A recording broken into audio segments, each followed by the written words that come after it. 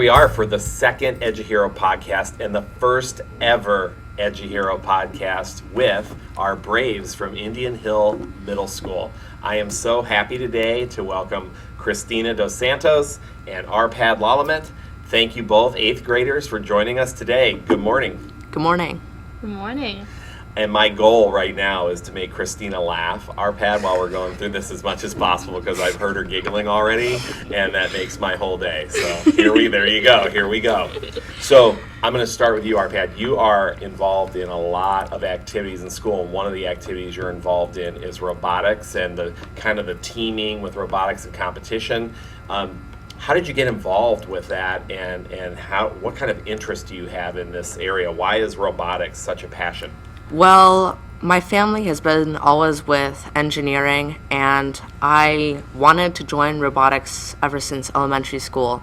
But I had a lot of things because since COVID and other things passed last year, I didn't really sign up, and my friends did. So I thought it would be a nice bonding experience to join them this year. And so where are you in terms of the season and competitions? What's going on right now? So right now we're just building a starter robot to just get us started and start working with the parts and the tools that we need. And then we're going to start assigning teams and working with VEX, and we're going to start getting into that. All our competitions are more in the spring. And VEX is like one of the platforms you use to learn to build? Yes. Okay, well that's cool. I can't wait to see some of the teams that form and the competitions that go on. I'm glad to hear that you're reconnecting with people, right? Christina, that makes me think, I mean, you're heavily involved in a lot of things also, right? And you're a really social person. And over the last couple of years, right, the pandemic now we're kind of past it, but what did you learn during that time about like what school means to you and all these activities that you get to do at school? Like what do you take with you from all that time that was different? Because you two went through middle school that was completely different than anybody in the last 100 years, and now you're 8th graders. I think it really made me realize like how important like being able to talk with people was, because if I didn't like have my family with me, I would it would have been so much worse than it was. And it made me really realize how like we really are good at adapting to these different situations, and it's made me kind of wonder like what else can we do. Oh, I love hearing that, right? You definitely have learned to be adaptable, flexible, and I think probably it's going to help you to do anything you want in life in the future. So I'm glad that you think that way. You are involved in a ton of activities. Tell us about like one of your favorite activities when you come to school every day at IHMS. Like, this is one of the things I just love to do. I really like writing, and to everyone who's listening, you might be like, I hate writing. But I think it's like with books. Like people, you have to find what you like. Because some people might not like mystery books, but they might really love fantasy books. But if you're always having to read mystery books, you're going to hate reading in general. But sometimes you might like fantasy books. And for me, like writing, it has become, I just always loved writing. But it's really cool to get to see like myself and everyone else grow as like a whole and be able to do like great things. Like it makes you realize how powerful your words really are. Wow, I love that phrase. And so do you read from a bunch of different genres so that you find that it influences your writing, or is there a favorite genre you have? I really like realistic fiction because it's like it could happen, and that kind of, it's always like fun to see like, oh, like, and you have like connections with it. You're like, oh, that's happened to me, or like I know someone that's happened to, and it's a way to like almost bridge that gap between the like fantasy of it and your life. Excellent. Thank you for sharing that. I didn't know that much about you, and now I can't wait to read some of your writing, Christina, so I may come and look over your shoulder next week in class, right? You'll know it's me then. Arpad, so tell me a little bit about this whole idea about triathlon training. I mean, there aren't a lot of 8th graders out there training for triathlons. This is something that you and your family are kind of involved. You're involved in wellness and health and exercise, so how did this evolve? So, my mom is really big on triathlons because she loves doing sports and she finds it's super good for your health. And I I really like cardio and I like running a lot and I've always like swimming because it feels like you're free. There's nothing that can stop you when you're in the water. And I just thought that triathlons are so cool because not because of each individual sport, because of the transitions, and not many people just know how to do and can carry out with the transitions. And when you're burning all those calories and doing those different activities to get ready, right? You probably sleep better, you can probably eat better and eat what you want, and probably feel like you have a ton of energy. Yeah, that's right. Yeah. And so, tell me, like, how has the competition gone for you? It's actually gone really well. I feel like I'm really good at what I do, and I started cross country last year, and doing that really helped build my endurance. So now I'm really much more able to go through the whole thing and not be unable to walk after. So the confidence and the physical abilities, you've seen your own growth over time. And when you're involved with cross country and this activity, like as you start to think about high school and the next 4 years of your life, do these things like excite you, interest you? Do you help set some goals? And where does it go from here? I'm kind of just making the most out of this year because next year it's going to be 3 miles every meet. So it's going to be much longer, and as a freshman, it'd be much harder to do than if you were older. Okay. Well, I can't wait to hear how the progress goes and what you think about it over time. Christina, we talked about writing before. Can you explain to people what Power of the Pen is, because you're involved in that, and then what actually happens, because I don't think a lot of people know about Power of the Pen. So it is a group of people. We meet every Wednesday, like after club starts, every Wednesday until 3:45 after school. If you're in 6th grade, you would bus over and then come. 6th graders don't actually get to compete, but when you're in 7th and 8th grade, you can compete in like regional, and you can even go to like national level. I don't think anyone in our group last year met all the way to national, where they like you have to write by hand in national, but you actually type online and you do it at home, and it's 3 rounds, each with like a different prompt, and you kind of just like take it and you kind of just write. You kind of just like let yourself like think and go through all the motions. And when we meet every week, that's what we're doing. They give us a prompt and we write in like 45 minutes and see what we come up with, and then they give you advice. One of the biggest things is actually your vocabulary. So I've learned so many like cool words that I'm just like, I would have never learned what benevolent means, and then like now I can use it in my day-to-day life. I think people probably describe you as benevolent, the attitude that I get to see and hear.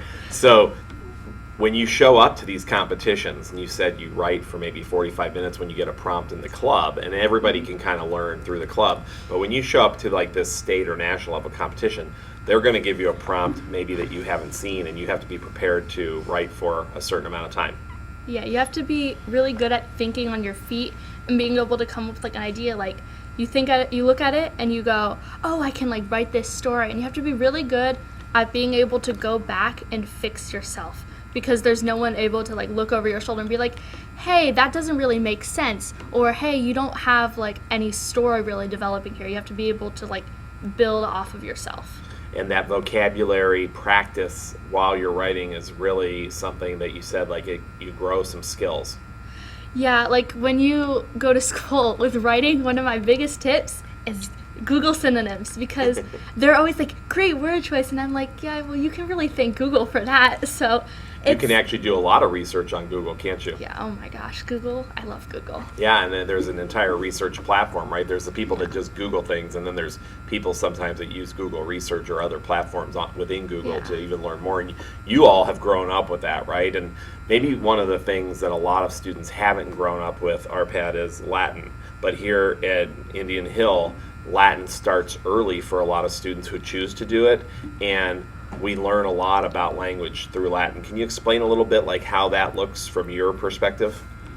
I really like Latin because it's just so cool finding the roots that help build our language, and it's kind of the building block for many languages like Romanian, Spanish, French, and there's so many like statues from the ancient world that you could try and read, and it with Latin it could make a little more sense. So there's some like infamous kind of crazy activities that go on around Latin Club, right? Like, Yeah. can you talk about one of your favorite activities that you've got to experience as a part of the Latin Club? Because sometimes when people hear Latin and club, they're like, well, what's going on there?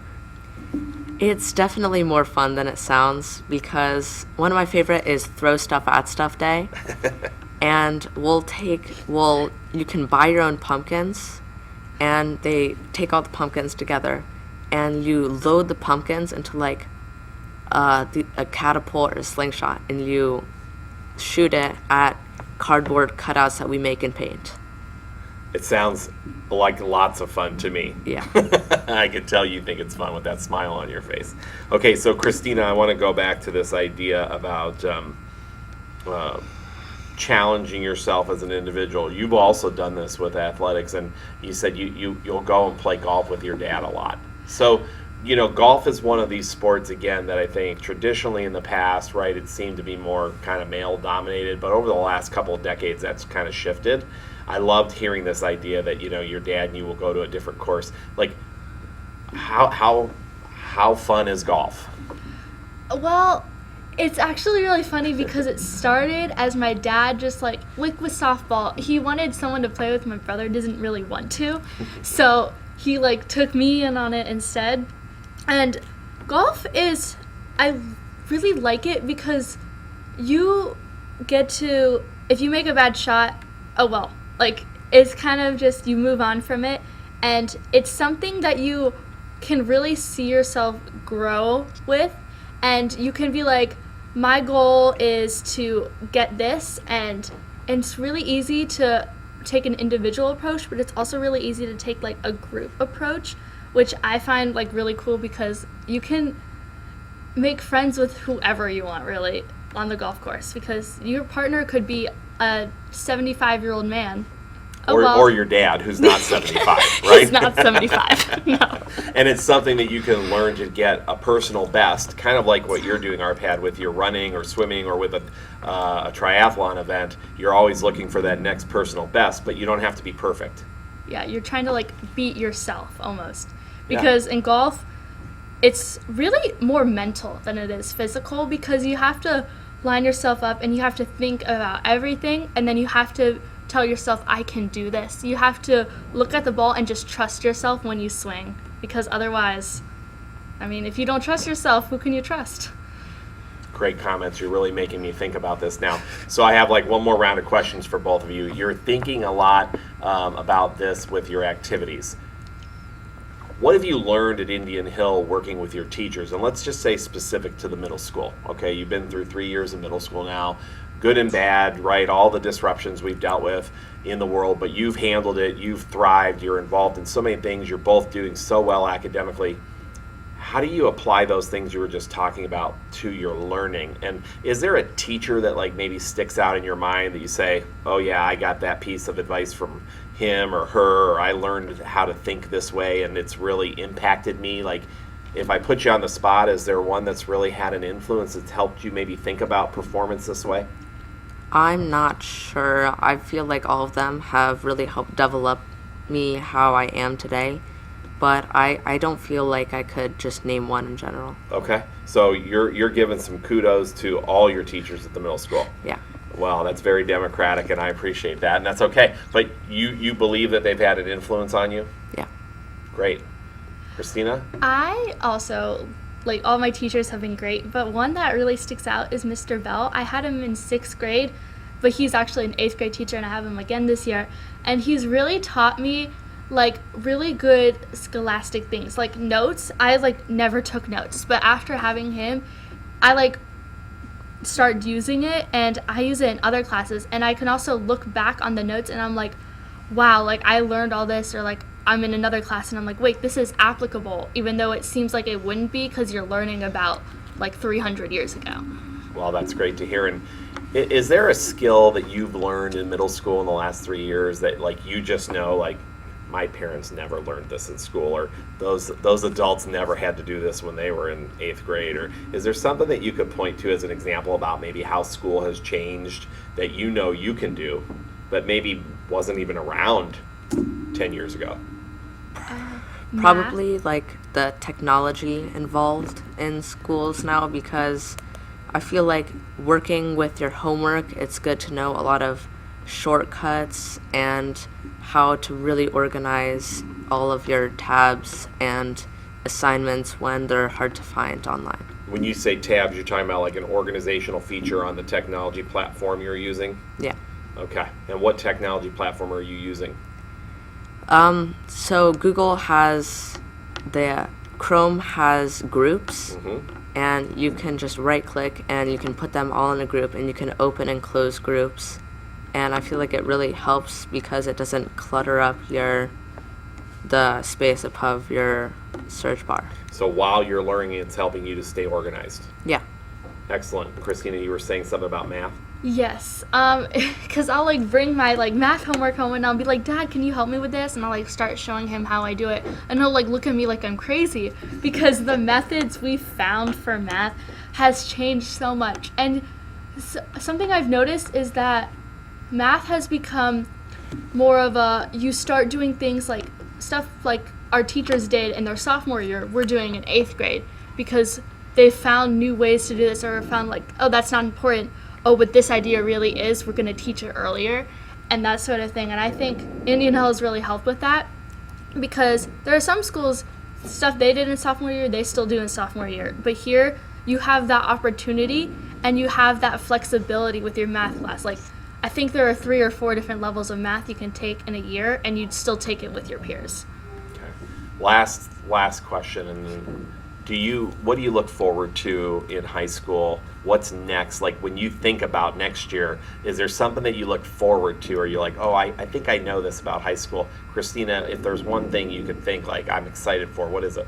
I think stuff that it starts to relate more to a career you're going to do. Like, we have social studies in the psychology class, AP psychology, and I like look at the board and I'm like, that's like, and you're like thinking about it and you're like, whoa, like that's part of your brain, like that's stuff like that. It's like if you want to be a psychologist, you have this thing that directly would relate to that instead of just having like a more general class schedule. Okay, great. Thanks for sharing that. Arpad, what about you when you think ahead to next year? Is there something that you're excited about? I feel like coming into high school, it opens up so many new classes, and it really allows a variety to start homing in and specializing on what you want to do.